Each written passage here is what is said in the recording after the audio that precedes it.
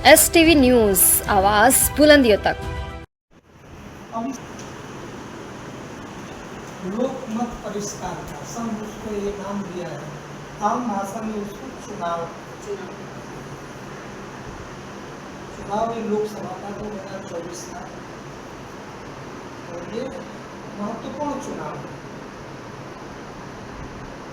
महत्वपूर्ण इसलिए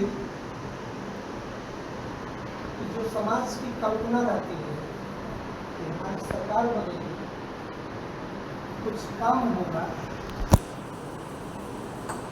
कुछ शेष रह गया होगा, वो होगा, उस हिसाब से हम अपने को मतदान करते हैं और अपने देश के लिए नेता चुनते हैं, तो देश की व्यवस्था को चलाना। अब नेता हमारा कैसा हो, प्रधान हो, कि देश का मुखिया हो, तो कैसा होना चाहिए।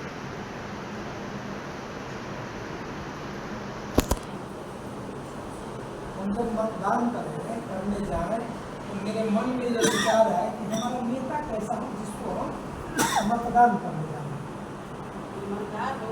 ईमानदार हो,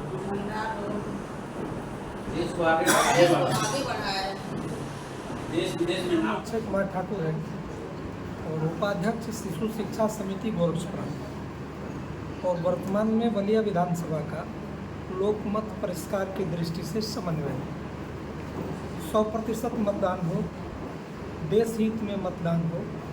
इसी क्रम में हम सब जो राष्ट्रीय स्वयंसेवक संघ के अनुषांगिक संगठन सक्षम है वहाँ बैठे संक्षम के कार्यकर्ताओं के साथ सीधे वार्ता कर जो लोकमत परिष्कार का उत्सव है उस संबंध में हम लोगों ने चर्चाएं बरताई की और आग्रह किया कि स्वयं का मतदान, स्वयं के परिवार का मतदान, अपने मोहल्ले का मतदान और अपने मित्रों का मतदान और 100% कराएंगे, यह संकल्प लिया गया। भारतवर्ष के अंदर यह जो चुनाव है, ये चुनाव कोई सामान्य चुनाव नहीं होने जा रहा है। ये चुनाव देश की दिशा को, दशा को और वर्तमान की परिस्थिति को ध्यान में रखते हुए हमने संकल्प लिया कि राष्ट्रीय हित में जो भी हमसे बन पड़ेगा, मतदान के अतिरिक्त भी संपर्क, सहयोग, साधना, जिस प्रकार की आवश्यकता पड़ेगी हम सब लोगों ने व्रत लिया कि करेंगे। और एक स्वर से यहाँ के जो भी कार्यकर्ता लोग हैं बिल्कुल उत्साह में हैं और देश हित में मतदान करने और कराने के लिए तैयार बैठे हैं। हम कई बैठकों में गए हैं, इतना उत्साह जहाँ यहाँ देखने को मिला ऐसा कम मिलता है। सक्षम के जो अध्यक्ष हैं डॉक्टर साहब, आप भी बहुत परिश्रमी हैं और नेक दिल इंसान हैं और अंतिम व्यक्ति का विकास अर्थात जो दिव्यांग हैं, जिनके कोई अंग नहीं है, जिनकी कोई आँख खराब है, सुन नहीं पाते हैं, उसके बारे में एकदम चिंतित हैं और उनकी समस्याएं कैसे दूर होगी इस पर सदैव डॉक्टर साहब विचार करते हैं। आपकी जो पूरी टीम है, मुझे लगता है कि सक्षम का जो कार्य है उसके लिए प्रतिबद्ध है और बिल्कुल 2 कदम आगे बढ़ के काम करने को तैयार है। आज हम लोग इस अवसर पर सब लोग इकट्ठा हुए थे। लोकमत परिष्कार और दिव्यांगजनों की समस्याओं पर विस्तार से हम सब ने चर्चा किया, तो उसका समाधान क्या हो सकता है, हम लोग बिल्कुल तन और मन धन से तीनों से उसके समाधान की दिशा में बढ़ने के लिए हम सब ने प्रयास किया। अंतिम पायदान पे खड़े रहने वाले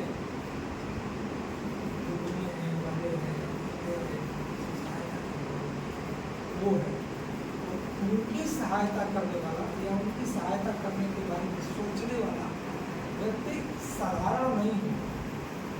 और मुझे लगता है कि सब इसमें कहीं न कहीं इन्वॉल्व है।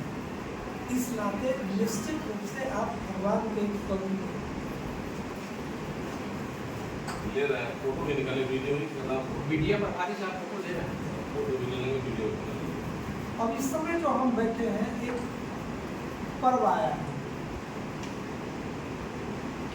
लोकमत परिष्कार का, सब उसको ये नाम दिया है, आम भाषा में उसको चुनाव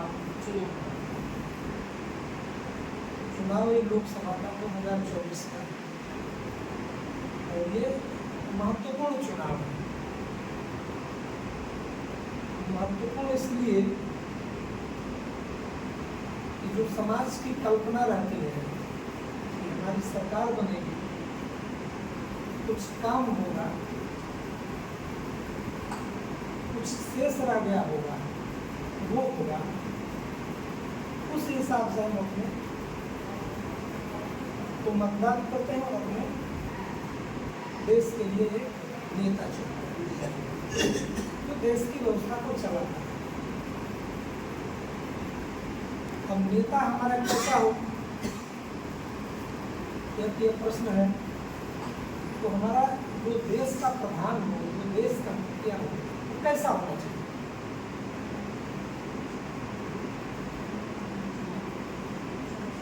हम जब मतदान करने जाएं तो मेरे मन में ये विचार आए कि हमारा नेता कैसा हो, जिसको हम मतदान करने जाएं।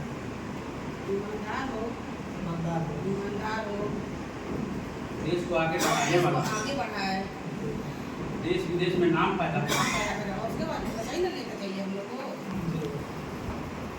देश का नाम ऊंचा करे, देश का नाम आगे बढ़ाए, देश की जो परंपरा है, देश की जो विरासत है, उसको आगे बढ़ाए। कैसे व्यक्ति को हमको मतदान करना चाहिए? एक मतदाता के रूप में हमारे मन में जरूर प्रश्न रहना चाहिए कि हम जहाँ हैं, निश्चित रूप से हमारी जो कल्पना है कि हमको किस व्यक्ति का समर्थन करना है, कैसे व्यक्ति का समर्थन करना है और क्यों समर्थन करना है, इन सब चीज़ों पे अगर विचार करेंगे तो हमको क्या होना है। ऐसा तो नहीं है ना कि हम